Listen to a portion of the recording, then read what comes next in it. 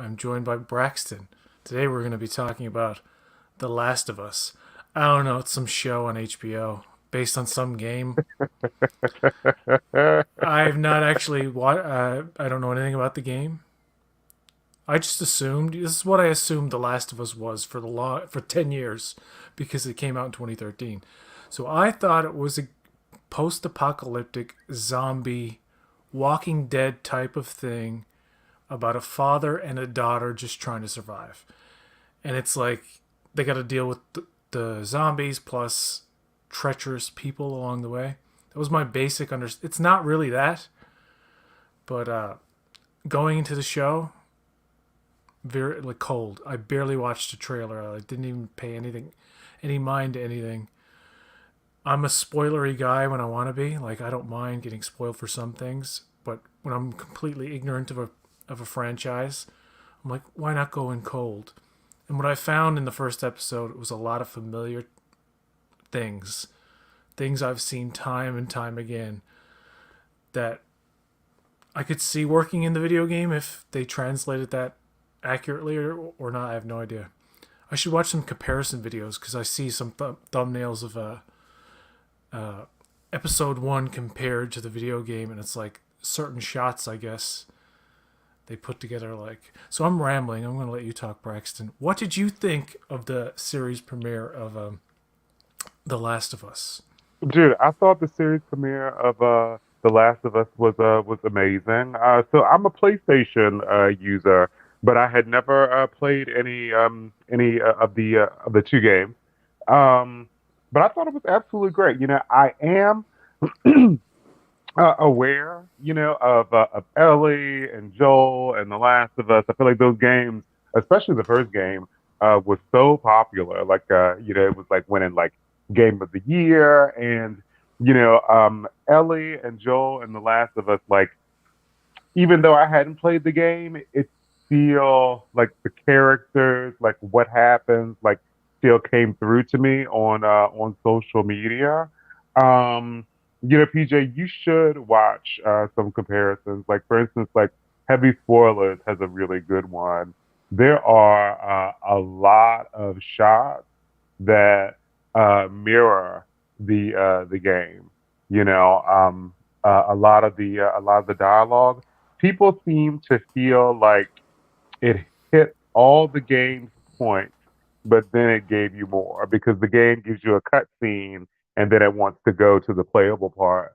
Whereas this show could like give you more Yeah, than with the game. But I thought that they did a great job. I thought the young lady, Tandy Newton's daughter, who played Sarah, I Nico thought Parker. Yeah, that she was great. and you need that great casting to give you that kind of. Because I tell you, a lot of people probably went into this knowing what was right around the corner. I figured his daughter wasn't going to make it because on the posters it's Bella Ramsey and Pedro Pascal. It's not Nico Parker and Pedro Pascal. So, and I was surprised. Oh, we have another guest, a surprise guest.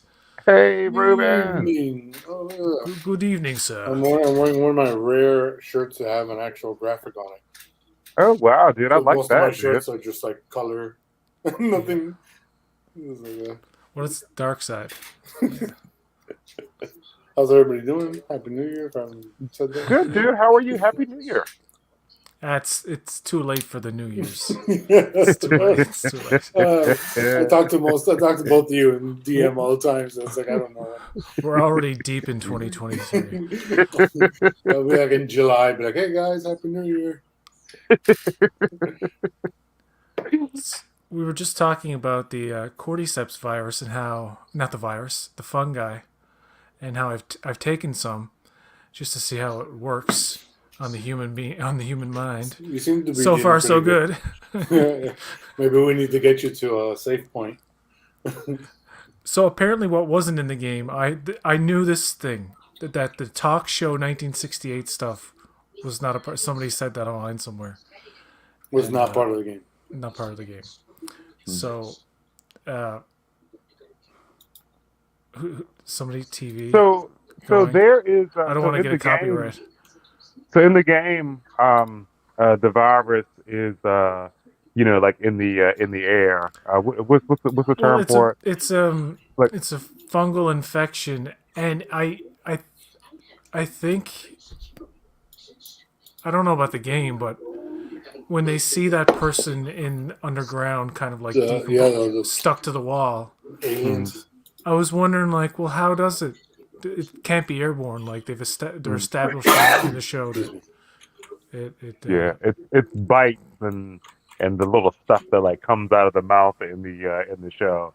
You know, yeah. I was wondering that maybe they wouldn't want it to be airborne in the show because I feel like making it airborne like it transfers easily, and so like It's like you'll have like less people, and then also you can't have the actors with gas masks on like the whole Yeah. show.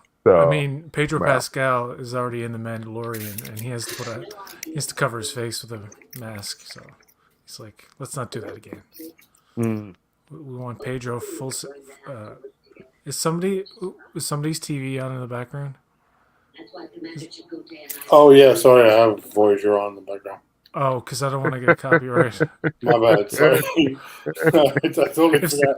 I just had it on as background noise while I was playing video I games. thought I heard Janeway's raspy voice. Yeah, Give me some coffee. yeah.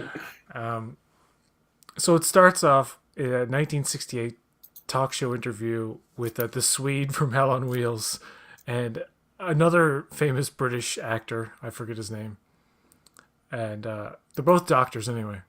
One's talking about a viral infection. He's talking about like we have planes now, and there's a bigger risk. Like one virus can come from one country to another. And the other dude's like, "No, I'm not worried about the virus stuff. I'm worried about the fungus, like the psilocybin and whatever." Uh, and he talks about the cordyceps fungi or fungus, which infects the brains of insects and actually like, controls their brains. Isn't that crazy? it is, dude. And the dude's like, "Well, if Al Gore makes a documentary." Warning, no. The dude basically says, if Wait, what? climate Al Gore? change happens, I think Al if Gore's like climate 30 change years happens, old. watch out. And of course, that the world is warming. It has been, and that's the narrative reason for why the cordyceps fungi can Fake news. gestate in a human when before it can't now. It can't do it. It has it doesn't have that effect in mammals apparently, but I looked at some stuff about it. Like they're researching it to see what benefits it could have actually. Maybe that's what happened in the Last of Us thing. They're like, this cordyceps fungus could be beneficial to mankind. Let's mess with it, and then all hell breaks loose. I don't know the Well, I mean, actual there are labs reasons, around the but world that mess with viruses just to see how we can control them, make them better, stuff like that. It's not like any sort of conspiracy theory, YouTube, but please don't spam us. It's for research. I mean, that's you got to do that sort of stuff to understand the good and the bad of stuff. I mean, it's always throughout history too. Remember, they used to put like, let's see what this leech does if we put it on this guy. Oh, it killed him. Oh well, like it's easy to believe that what you're saying. and they are doing more and more research into mushrooms. I noticed Right, like right. you're hearing even in like Microdosing is a huge thing now. random podcasts, somebody's always bringing up psilocybin or mushrooms themselves and eating them or just experimenting with something like that, right? So the scientists, the fungus scientist warns of something. Then flash forward to 2003. This is also a thing I didn't know about the show. I think the game is probably different because it came out in 2013, but it starts in 2003. Pedro Pascal is 36 years. His character is 36 years old. So they're clever about it. They don't really de-age him and Gabriel Luna all that much. I think they just put makeup on them, like to soften him up a bit. And so I think Pedro was 46 when he filmed it. So he's playing, they have a midpoint. So it's like when they jump 20 years later, he's not so old. He's only 56. and he looks like a believable 56 because they age him up a little bit because he is in his late 40s. I thought that was Well, with the spray on gray hair. everywhere. They also give him bad skin too. They Make it look a little wrinkled. a little wrinkled and age. He's kind of got like a lot of sunspots. Like it looks like yeah. I think with not only him but the woman who plays Tess, his girlfriend, they do a good job at making everybody look like this is not the best place to live. Like this is hardcore. Like fend for yourself, military dictatorship. Fedra is what they're called, and then the rebellion are called Fireflies. I thought all that was like all really well set up, but before all that, when it in the 2003, that's when the outbreak happens. So his daughter Sarah, I knew she was gonna go. I just didn't know like how, and it was like simple enough. The military thought she was infected and shot her. To both of them, but Joel was saved by his brother at the last second. So, jump ahead, 2023. Now it's like, I kind of like these shows that sometimes do an alternate present. Like Handmaid's Tale is an example. And this one too, where it's like, Jesus, we've really reverted back to hanging people in a public square for breaking the law. Like, you can fuck with anybody, you can beat people up, and you can do all kinds of shit amongst yourselves in this like crazy town. Because they're in Boston. When they jump, it starts in Texas and then ends up in Boston. But So PJ, it's hardcore. So Hardcore. the thing is, I understand why there would be the death penalty for that. Like if you go outside of the quarantined area, you can get yourself infected, which can then literally kill everyone in the encampment. Like so, if you go, if you go out, like that's an offense that is just too like you can great. wipe out Like everybody. you literally put everyone at risk. You know, and we can't trust you to do it again. And that's exactly. And it's like what it's like the olden times where it's like, you can't do this crime or we'll show you what happens to you. And like, like 5 people lined up, they read their names, they say exactly what they're doing, and people watch, like kids watch and stuff like that. That's fucked up. Yeah, and some of the parents are probably like telling the kids, look, this is what will happen if you fuck around. Oh, you just have your kids standing there while Pedro Pascal is, shuffling the bodies, and they're like, You know, dude, I totally thought the kid who we found is infected, but I totally thought that kid was infected because, like, he was walking kind of funny, and I didn't notice that he had a wound, like, until the police officer who was like examining him saw that, and when she was talking to him really nice, saying that, oh, we're gonna give you some medicine and we're gonna like find you some food and like there's gonna be like lots of toys. When she said medicine and she saw the rep, I was like, oh yeah, like unfortunately, like they're gonna like euthanize him. I didn't realize they were euthanizing the child until the second while. Well, actually, until he tosses the body on the fire. But like at first, I was like, oh, are they nice and are they taking the kid in and actually gonna do something? And like maybe that was like a antibiotic shot or something. I was naive. I was like, they're not really killing the kid, are they? But like it's a hard world, and those are the hard realities of the world they set up, and they do it very well. Like, and I really liked. Go ahead. I was gonna say I really liked in that scene how they showed us like the time it takes to turn, like depending on where you're bit. I thought that was really cool about that scene also. Yeah, it's the chart. You see it for like a few seconds, and it's like if it's the lower on the body, the longer it takes to get to the brain, basically. Yeah. And the signs are like twitching, odd behavior. and then you turn into like 28 days later infected type of zombie. Oh my gosh, dude! Like, I thought it was so interesting how this was different than the game. How they had the old woman who had like had a stroke or something and like couldn't move, Yeah. you know, like how, she was infected and, her body like regained ability to move. I thought that was really cool. Like I feel like they were really showing us a lot with that scene, like what the fungi can do, the threat level. And I like the fact that uh, when they're manic and they're crazy and they're very animated, they don't have a sense of their own inertia and they trip and fall and they run into things. And it's like, Hmm.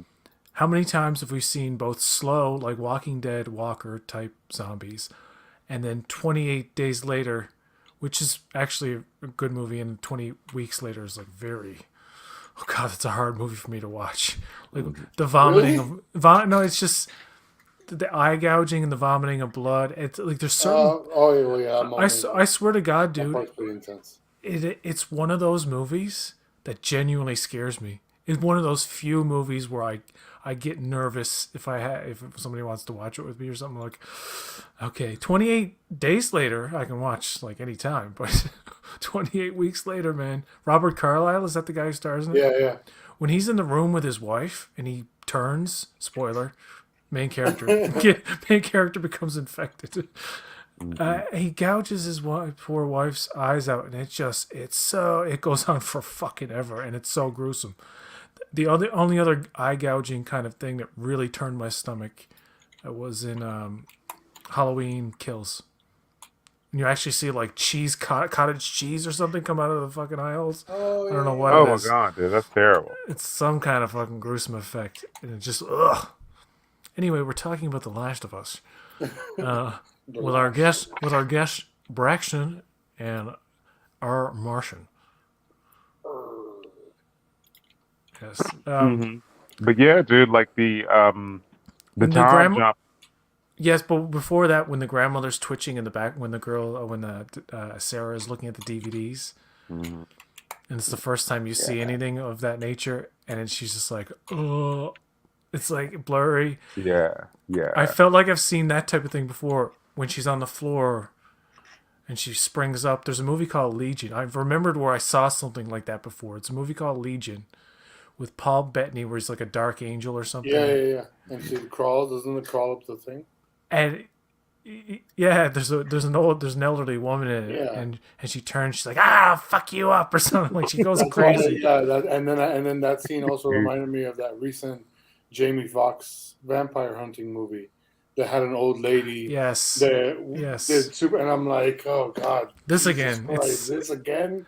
I'm like, come on, man, this is just funny to me. Like a 90-year-old woman like trying to whoop ass. I'm like, it's just funny. It's always gonna be funny.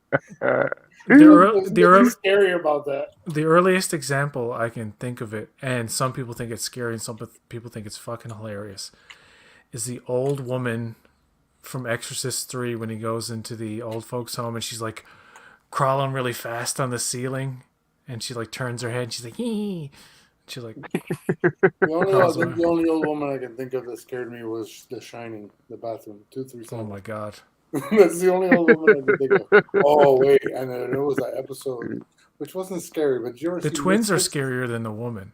Did you ever see Misfits, the TV show? It's a UK TV No, show. I've heard of it. Oh, okay, because there's a really good old woman episode in that, but it's Yeah. not horror-ish. It's more, it's different. But I won't spoil it because it's really good. I like the stuff in the truck. Uh, the point of view stuff. Mhm. That wasn't like it wasn't a continuous shot. There were cuts, but it was immersive. And Yeah, it was that well was, done. hmm and that was like the truck scenes were very, very close to the game. Like I was watching Heavy Spoilers video, and he was doing like a side by side, and it I was like see so close, dude. that was in the thumbnail of one of the videos on YouTube that was recommended. I'm Mm. gonna have to watch. See, I don't want, because I made the mistake. I told you, Braxton, but I didn't tell Ruben here. I was watching the John Campea, Robert Meyer Burnett, discussion of episode 1, and Burnett starts talking about something about the character that's not revealed yet in the show, and I think John stopped him or whatever, veered him off and said, "Well, is the audience supposed to know that yet? Is that what they're actually doing?" Ellie, we find out, is infected, but she's not getting sick. So what's up with that? Weird stuff. Weird. Who am I? Who's that? Who's that? Come on, you're old enough to know. There's some wacky, weird stuff. Is that Carson? I'll go down to the Hook and Crook. That's where he used to go and drink booze. That's Dana Carvey's impression of him. I'm gonna go down and get 2 Mai Tais at the Hook and Crook. Johnny Carson for those who don't know, and nobody's watching, it's okay. Johnny Carson was a talk show host in the 1800s. All right, let's move on. Wild stuff. It is interesting. I don't know what her secret is. Have you seen it? Have you heard about this? Who's that? That's Jay Leno. All right. Whose secret? Ellie's secret? Ellie's secret is that she's special. Yeah, she doesn't, somehow genetically. I don't know. She doesn't get sick. Is she like? Which is the same thing as 28 weeks later. That's why I keep joking that it's 28 weeks later, because it's the exact same. The 2 kids in that story they're bitten but didn't get sick. So they have the cure in them. That's the whole thing. That's what I'm saying about the whole thing. Feels familiar. Right. I mean, I like everything I'm watching. I don't mind the familiar, but like I've seen, it's almost like deja vu watching it for the first time. You're like, have I seen some of this before? And like, where's a lot of it? Yeah. Maybe subconsciously I watched some kind of cutscene from the game or something, and I'm like, huh. That's why with the old woman, I was like, that's from somewhere, and I'm like, I don't know if they lift the game or the show lifted it from Legion, that Paul Bettany movie, but it's like, and it is interesting Fast that Zombies. The development of the game began 2 years after 28 weeks later. So it would make sense that it would have. And I'm not saying it's a bad thing. Like, everything influences everything else, Like, and they're called the Infected, just like in the movie. The Infected. They're infected with rage. I love those movies. Get out of here! But those were athletic as hell. Fucking that's what was scary about it the first time I watched it. The fact that it was really blurry. It was like shot on some DV fucking camera. Yeah. So when you watched it in the theater, it was pixelated. It was like, weird. Yeah. It was like, it had this like documentary kind of feel to it. It felt like Lost in the woods. Yeah, exactly. 8mm film. Yeah, it's creepy, or something. What were you gonna say, Braxton? I'm sorry, I cut you off. Oh no, I was gonna say, thinking about the truck scene, dude, it was amazing that they did not kill any of those people who are running out in the street in front of the movie theater, dude. Like, they were like driving like through them forward, and then they reversed it. Like, it's amazing that like none of those people were ran over, dude. And it appears that Gabriel Luna is really driving, although that may not be the case, because sometimes it'll look like an actor's really driving something and somebody somewhere actually doing it. Yeah, he did a face replacement or something. The stunt drive. But there is, when they're going through, some of the shot, like I said, it's not a continuous shot, so they have room to like edit and like set things up around certain corners. But yes, all that back and forth where the cameras, I was like thinking too at the same thing. I was like, I've seen this before, and it was racking my brain. It wasn't like I'm mad at it. I'm glad that the show is taking inspiration from good things like Children of Men. If you remember that movie, that was one of the first. I'm sure there was other movies that did it, but it did this thing where it was like in the car, and it was just like you were looking at all the action outside, and it was like that kind of feel. Yeah, it was a one shot. It was like Sarah's point of view, almost. You know what I mean? It's like the kid, the frightened kid, and poor girl, man. You feel so sorry for her, like, and then she gets shot and she dies. Funny enough, the truck scene also reminded me of that Jamie Foxx vampire hunting movie. Because they have there's not much chaos with people running in the streets, but they have a similar kind of. I don't know why I kept that movie kept popping in my head. Like, oh, it's like this is Jamie Foxx movie. Dude, I loved the building chaos. You know, Did you play I the game, loved that. Braxton? No. Oh, okay. I love that they were sirens in the background and helicopters. The people why are the police around? You know? And then it's just kind of just keeps building. You hear it on the news, the girls watching the news in the evening and they're ooh, something's happening. And then you still hear the police in the background and the jets fly over and then everything just gets crazy. There's just this building tension, you know. I was thinking though, in 2003, people did have dial-up internet. I feel like people could be sending. We had people, more than dial-up. emails We had and things. we already had the 56K modem kind of deal. A lot of people did anyway. Could you send pictures on your phone? You couldn't send videos or pictures on your phone though at that time.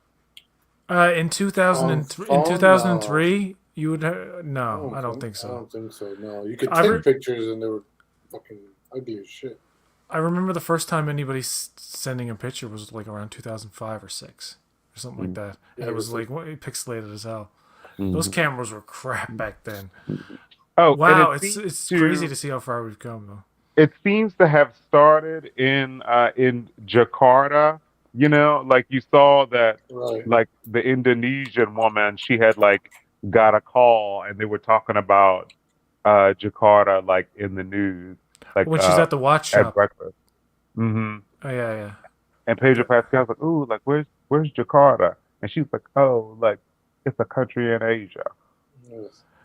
There was a nice little touch early in the episode, in the first 10 minutes or so, when Joel and Sarah are getting ready to leave. He's getting ready to drop her off at school, and the neighbors are do you want some biscuits? And he's got the biscuits feeding the old woman, and you can tell there would have been cross-contamination if he had accepted the biscuits, little things like that. You notice it on the second watch. And and how it builds, the girl just is noticing things. It's all from her point of view. She seems almost like the main character, and you're okay. And it builds and builds to the point where when she leaves the house, the neighbor's house, the dog is just frozen in fear, staring at the elderly woman. And it's where have I seen that before? No. No. But dogs are always they use dogs often that is kind of a to sense what the humans can't, right? So that was a nice touch. Yeah, it's a well-trained dog. That dog looks genuinely scared. That was the name of the dog. And yeah, it's just all goes to hell. Anyway, jump ahead. They euthanize the kid, and then we meet Pedro Pascal again, who's 56 now, and he's working. He's doing odd jobs for Fedra on top of selling pills to Fedra soldiers. Smuggling shit. And apparently, all Fedra makes is pills and bullets, because the more people you have to kill, the harder it is to sleep or something, as Joel puts it. Yeah, and it's the way he just casually tosses that child's body on the fire, not casually, but just completely disconnected. This is such a common thing that and it's the woman who's there. I guess she's doing odd jobs too. She's not used to it. So she's yeah, I'll drag the bodies out. Sure, that's what I'll do. She actually doesn't expect there to be some Right. child, right? You know what I mean? So it probably doesn't happen that often where random infected children wander in. They have to euthanize them. I don't think it's common practice, but give credit to the federal officer. That woman who dealt with the child, like you said, was very sensitive, and so much so that I was like the kid. I was like, oh, okay, ice cream. Probably You okay, trust some ice that? cream. Sure. Oh, that's a needle. It's probably something good. It's like no. Oh, this kid is Oh no. dunzo. Oh, We're gonna give you some medicine. Then we're gonna find you some food. We're gonna get you some toys. You know? Oh yeah. Hmm. so the Yeah. first time we meet Tess, that's Joel's girlfriend. She's just been jumped by this guy Roberts, his lackeys, and this is where it's established that Joel is a badass. Like this thug, this dude. He's a Canadian actor, by the way. I know people who know him, but you almost never see him in anything. So it's cool. He was in Freddy vs. Jason years ago. It's cool to see him. I don't know him. I know people who know him. I don't know why I said that. Why does it matter? Everybody knows somebody who knows somebody. By the way, I ran Somebody into. knows. You know, it's funny. I ran into somebody today who we were talking about something else, and I just I just said, "Have you checked out The Last of Us?" I've never played the game. He's like, "Yes." He goes, "I have two friends who've never shut up about working on it. They worked on The Last of Us and a couple of other things, the Ghostbusters Afterlife movie, and these friends of his Cool. said it's the biggest thing that I think it's Vancouver. I forget where Vancouver or Alberta. I don't know, one of them. Doesn't matter. But the point is, they were like fucking saying everything about they built whole cul-de-sacs, and they had all this like actual stuff built on the outside, but they had all these like huge blue screens, so like the far background was like all fucking desolated and shit. I was like, oh yeah, and he's like, I haven't seen it yet. I'm like, check it out. I'm like, you figured you'd be the one to watch it fucking premiere night. Your friend wouldn't. Your two friends working on it wouldn't show up about it. Yeah. But apparently, it's according to him, it's like one of the biggest. Like a lot of money was spent. Like it was good. It was good for the area wherever they filmed. 10 million per episode, You dude. know what? I'm just gonna say this right now and figure out where it was actually filmed. Alberta. There you go. Well, movie productions create a whole lot of work in whatever area they're shooting in because all those crews have to eat, they have to sleep somewhere, they have to, have fun after shoots. They give back a lot of to the economy, local economy of whatever area they're in. He kept going on about this cul-de-sac, and I can't remember a cul-de-sac in this episode. Maybe it's in another thing. But apparently, there's a cul-de-sac that's an important set.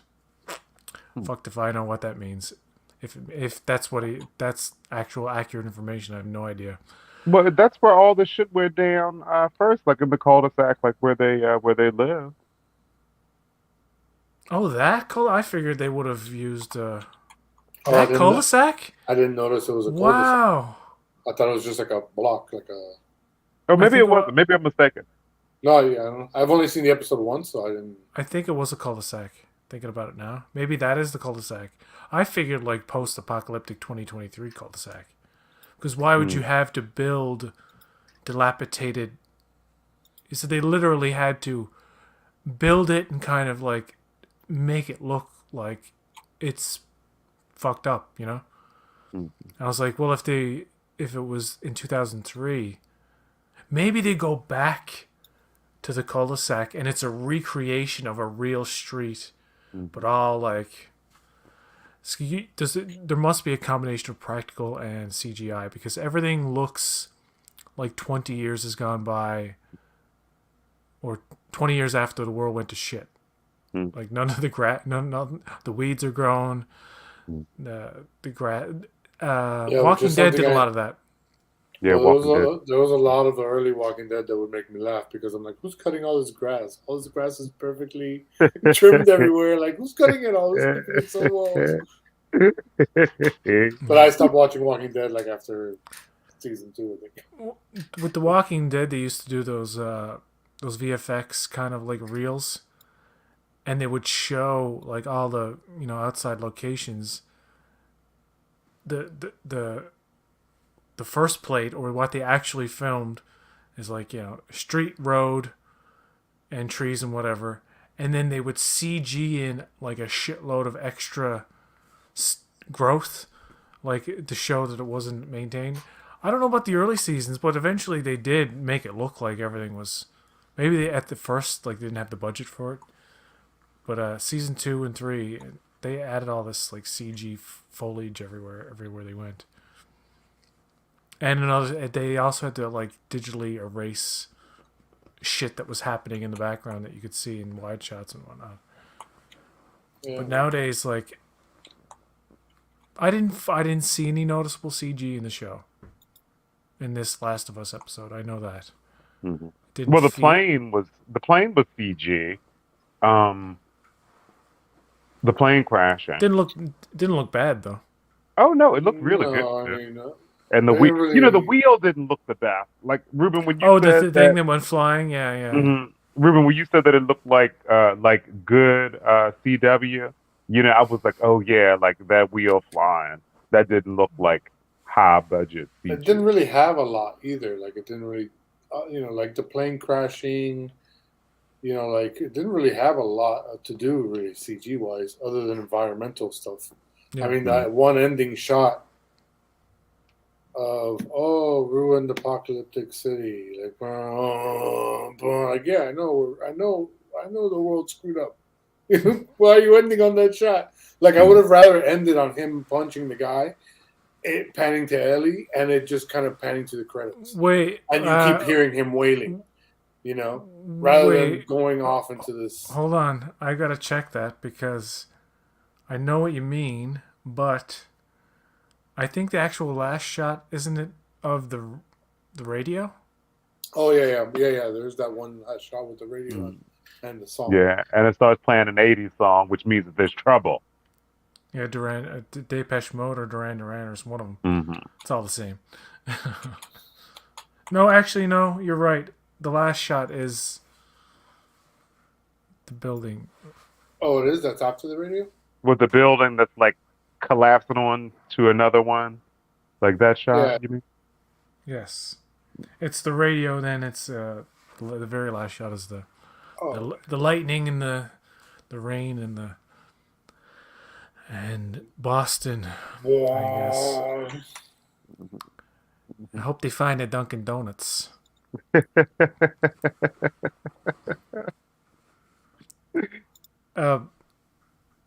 was I going to say about the thing?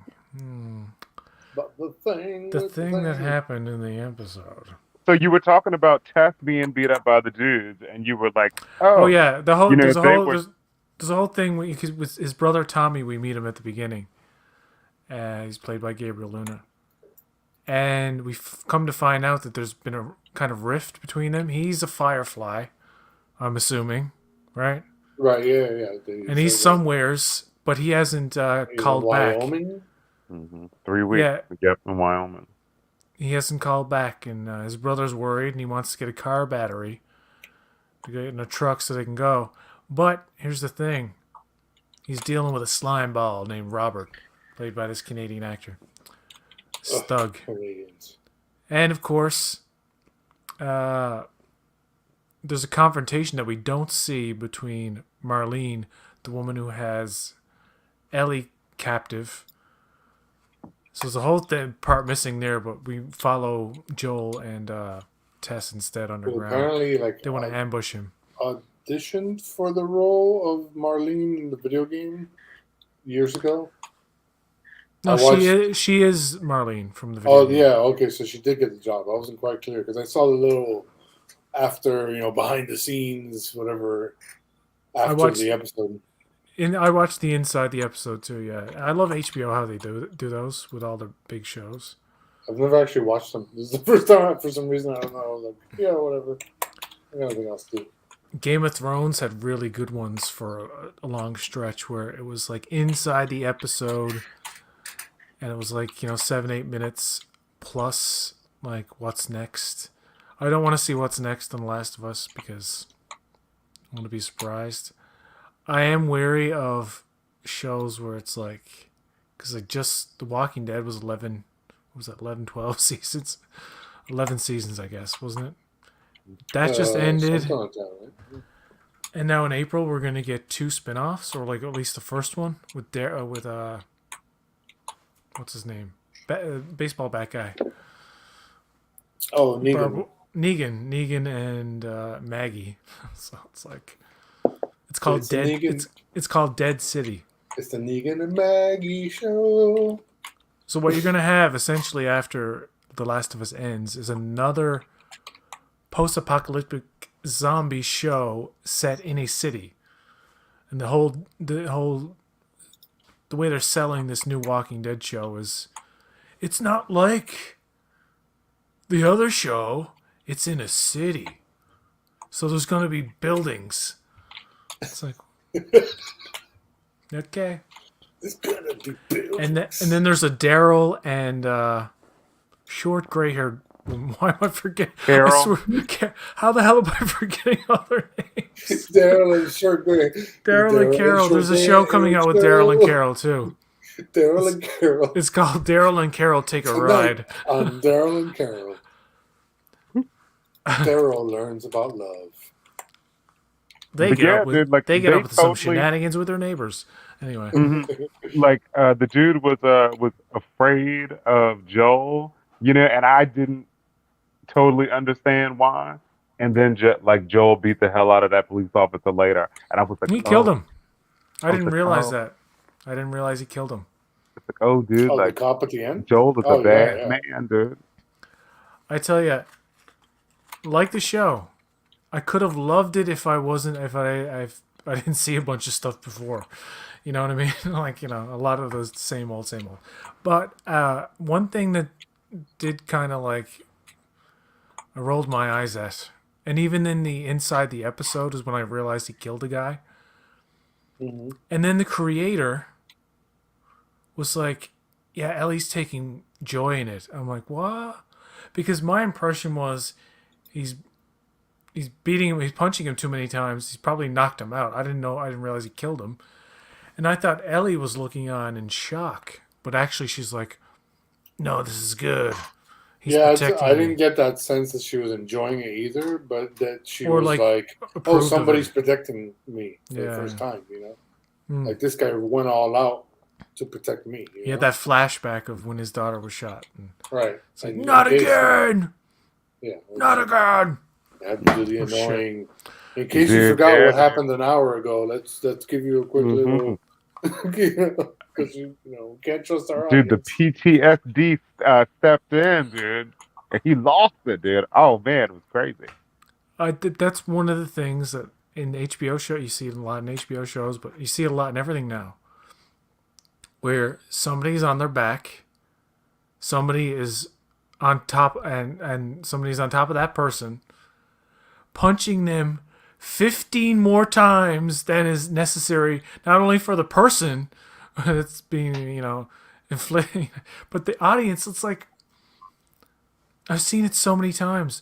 But nowadays, and more in recent memory, like in Boardwalk Empire and in a recent Showtime show with Hugh Grant, he like beats a girl's face literally in, and you see it. Like, they're showing it now. They're literally showing the bashing in of the skull in the face. Where it's like somebody wailing on somebody is not complete unless like their fist is going to the literal back of their skull. You know what I mean? It's like. So I'm sick of seeing like somebody punch, punch, punch, punch, punch, punch, punch, punch, punch. Cut to somebody, oh my god, what are you doing? Punch, punch, and it's like it goes on, and they always do too much of it. It's the opposite of strangulation. I don't know. I'm getting into weird territory. It's the opposite of strangulation in TV shows. Whenever they strangle somebody in TV shows and kill them, they're really not. They're really just they've cut off the air supply to where they've passed out. Because I'm not an expert in strangulation or anything, but I'm just saying. You even see it in The Wire, where one of the dudes is killed, and dude strangles him to the point where he passes out, and as soon as he passes out, he's like, "Job is done," walks away. I was like, he's gonna wake up in a second. He's not dead. But in the show, they're always dead. You know what I mean? That's one of the things that annoys me about the punching thing is people never take into account that your fist is doing damage to the face, but the face is also doing damage back to the fist. There's things called bones and shit. So like, but the fist never break. You know, like it gets bloody or whatever. But like, yeah. They just cover the actor's knuckles in blood, and it's good enough. Yeah, it's all good.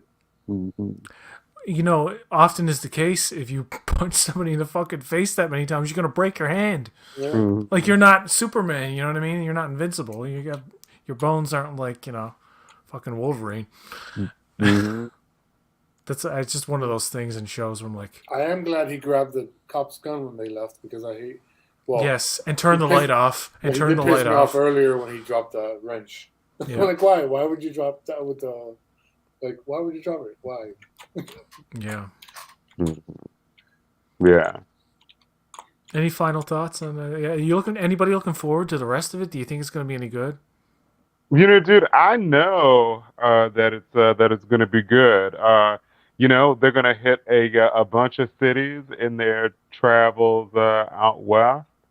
You know, I think it's going to be good. Like, this was a really good first episode. I am sad that the young lady who played Sarah is gone. You know, she was the first character in the show that I became invested in.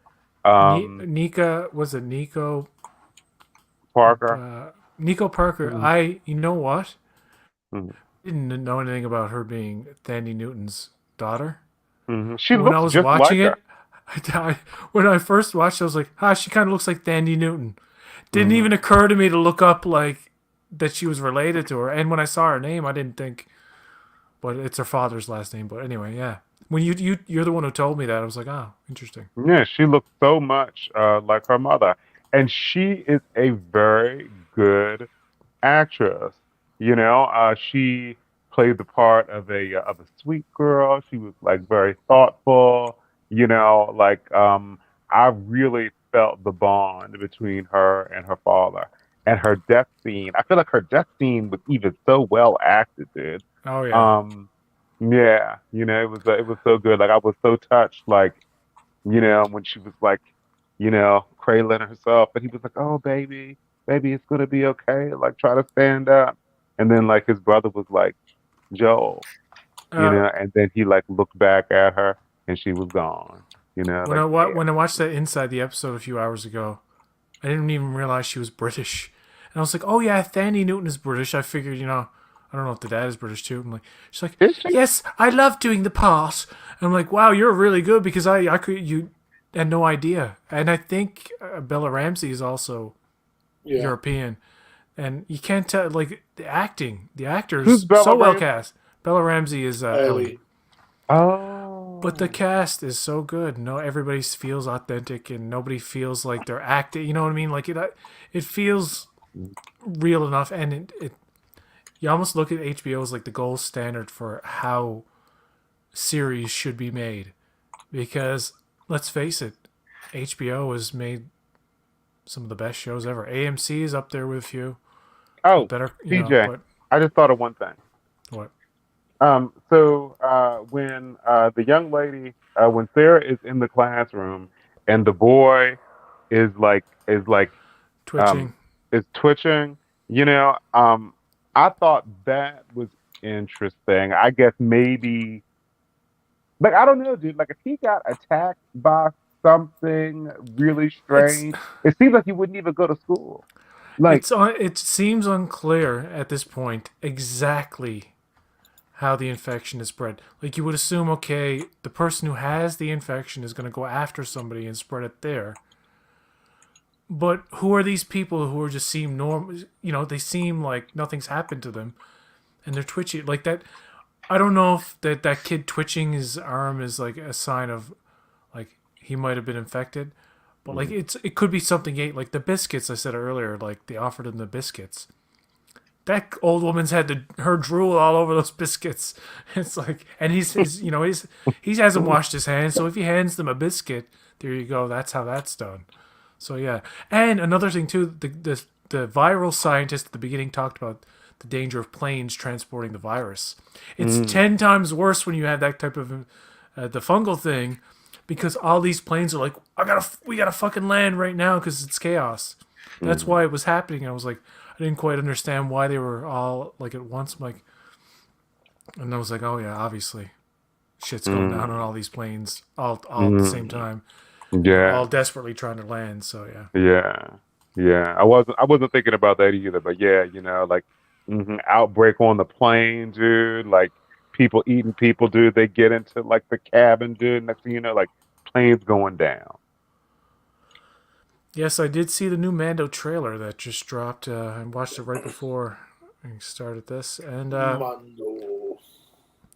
it's good to see Pedro Pascal succeeding in two, Mm-hmm. in two probably the biggest shows of the first quarter of 2023. Mm-hmm. I'm doing my Dennis Miller. Yeah, dude. Pedro was real good, dude. I really enjoyed his performance, But my favorite performance of the episode definitely is to Nico Parker. I thought that she was absolutely fantastic. Yes, she was good. Yeah, she's a standout. She's probably gonna get a lot of work. I'm gonna read Geek in Reviews. Count Pedro has the best low key career in Hollywood. ATM. That's automatic teller machine. I No, at the moment, yes. Yes, he's a have a man he's crush on Pedro Pascal. I love his nose. He has a beautiful nose and like profile. yeah. The first thing I saw him in was, what was it? Game of Thrones. He killed my sister, and was it? He killed her children, and then the dude crushes his head. The mountain. The mountain. Spoiler if you haven't seen an old ass show. Um, what's the other thing he was in? Oh yeah, Narcos. He was in Buffy. He was in an episode of Yeah, Buffy. he was really young then. Yeah, Yeah, he dies in he was what episode he. one of It's what he season should have four. looked like in the 2003. No, it's clever. I like the cleverness of like we're gonna age you up. You're 47 at first, playing 36, and then playing 56. I think that's cool. Yeah. All right, that'll do it for us. Pedro Pascal. If the show continues to be any good, I would love to have more discussions with you guys. Uh, what else is coming out though besides Picard? It's gonna be of any interest. We know that Black Panther: Wakanda Forever is going to be released on Disney Plus February 1st. Wakanda. I'm looking for when Megan's gonna be released on streaming. I want to watch that again, dude. Megan was so good, dude. Megan was so funny. Megan is Bloomhouse, right? Mm. Yeah, they're really fast. So will that be on Peacock? That'll be on stream, because the brilliance in that scheme is that you make it for as cheap as possible. You know that Invisible Man movie with God, what's her name? Elizabeth Moss. Pretty good movie. Yeah. Actually, a decent movie. It was like dirt cheap, and it doesn't have to make a hell of a lot. So like by the third week, any Blumhouse movie comes out, they're like, "Yeah, we're good," and they make more money off the fucking rentals. It's crazy. I I know remember. Megan's making a killing, isn't it? Dude, Yeah, Megan's made like $60 million already on a $12 million budget. that movie X was on Amazon Prime like while it was still in theaters. I was like, "Oh, that was quick." It wasn't even a month or something, or maybe it was a month. I don't know. It was pretty quick, and it was like, "Oh, yeah, the movie must have did well because they made Pearl right after." And they're also making another one, a third one. I love the Invisible Man remake better than the Dark Universe. The Dark Universe, the Alex Kurtzman made an installment called The Mummy with Tom Cruise, which isn't terrible, but it's not great. It's not as shitty as people say it is. It's fucking weird.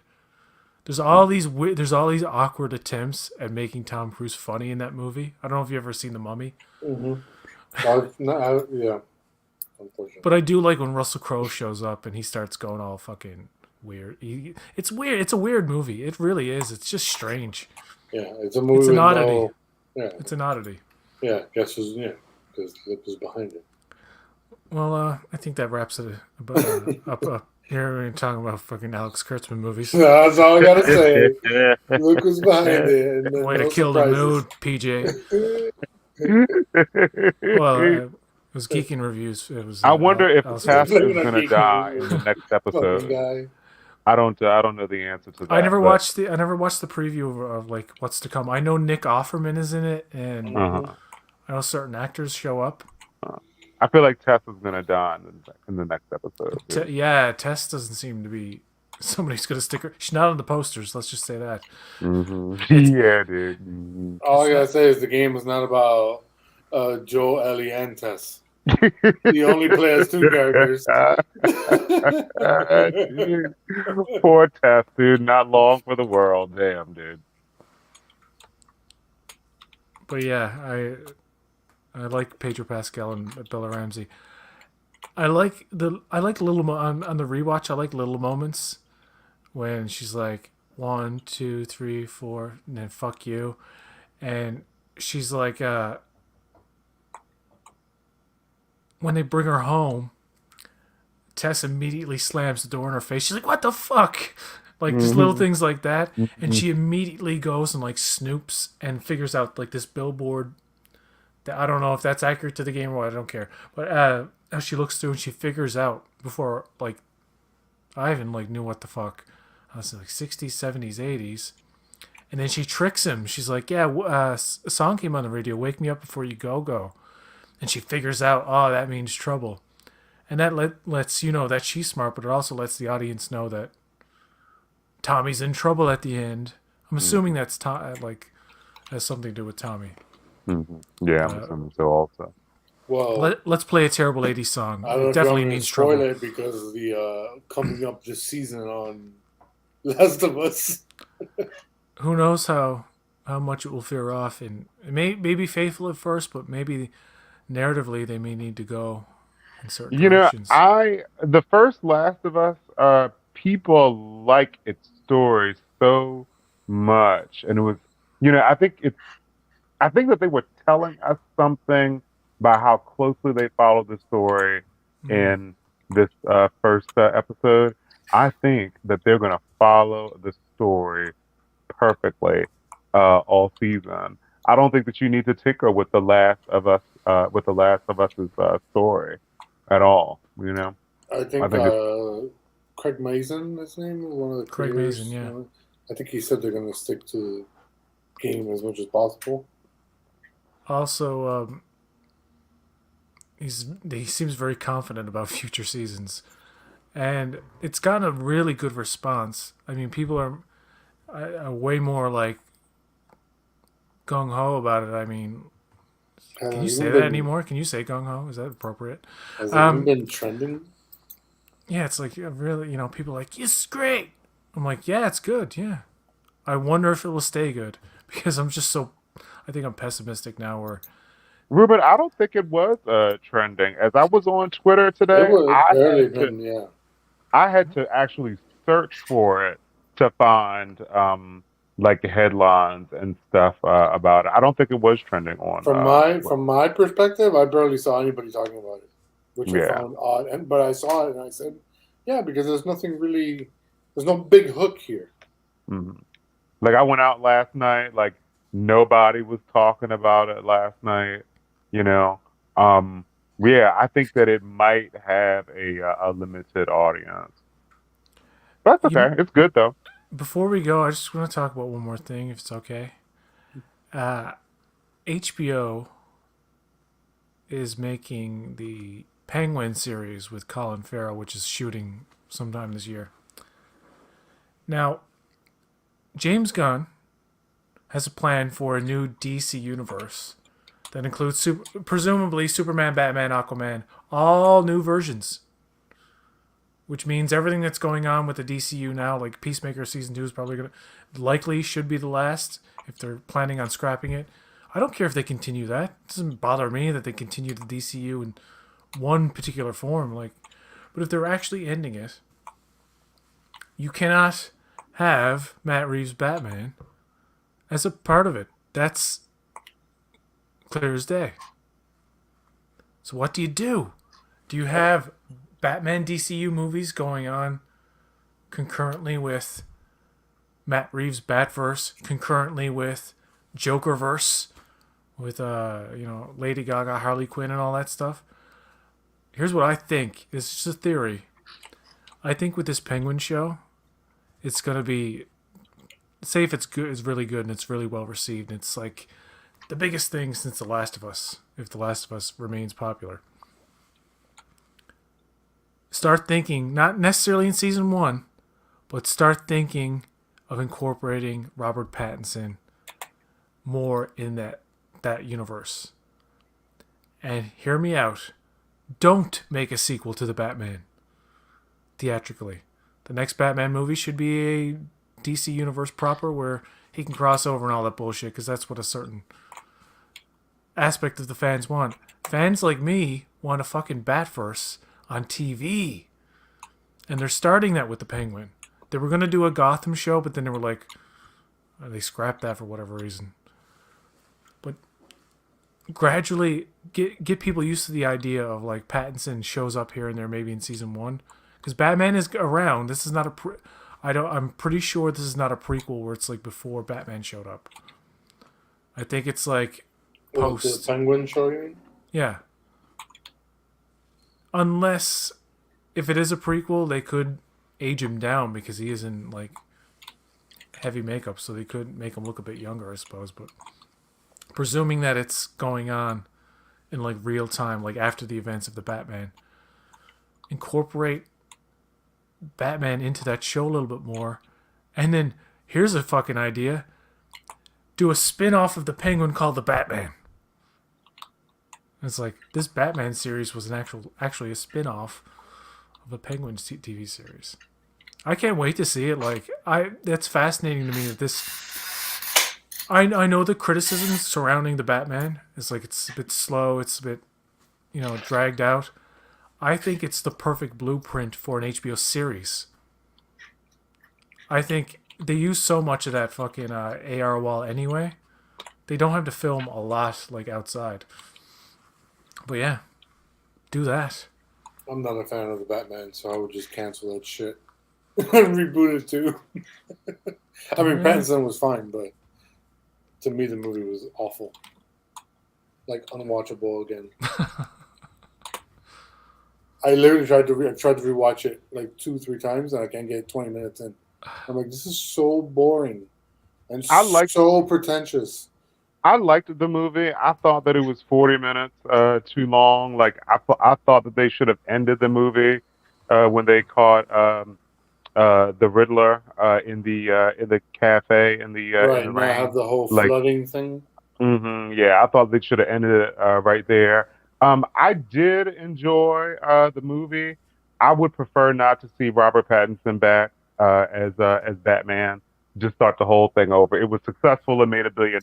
Like, well, it didn't make $1 billion. Did it? Did it make $1 billion? No, I'm like 800 and something, but like made a lot. Close enough. I think the last Batman movie to make $1 billion was Dark Knight Rises. Yeah, it's like I like it, but I get the criticisms. It's just I wanted that.